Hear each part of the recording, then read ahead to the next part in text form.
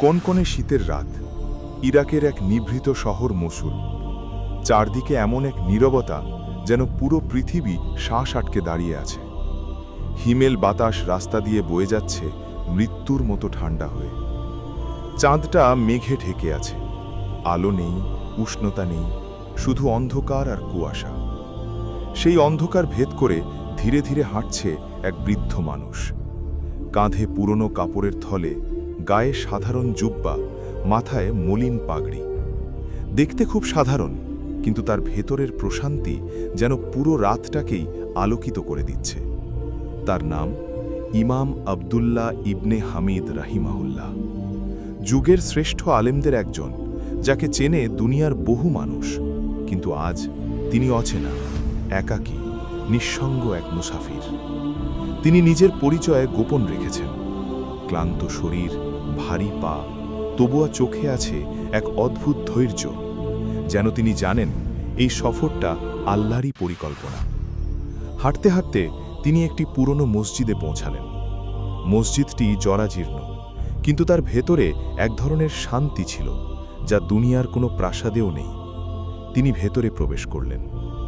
এশার পর মসজিদ প্রায় ফাঁকা।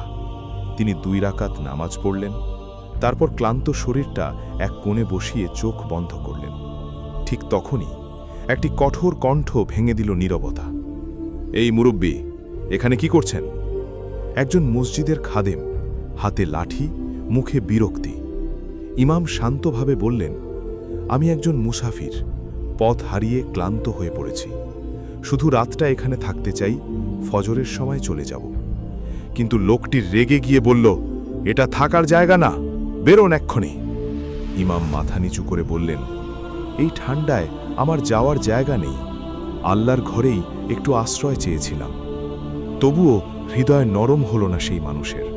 তিনি ইমামকে মসজিদ থেকে বের করে দিলেন।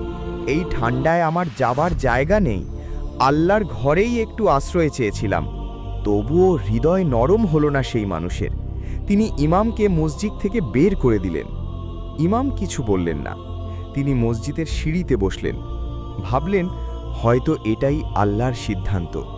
কিন্তু কিছুক্ষণ পর সেই খাদেম আবার ফিরে এসে বলল, সিঁড়িতেও বসা যাবে না। এইবার তিনি ইমামকে টেনে রাস্তায় নামিয়ে দিলেন। ইরাকের সেই শীতের রাতে এক মহান আলেম দাঁড়িয়ে রইলেন রাস্তার মাঝে। অপমানিত নন, বরং শান্ত।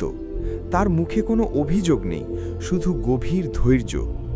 রাস্তার ওপারে ছোট একটি রুটি বানানোর দোকান, ভেতরে আগুন জ্বলছে। সেই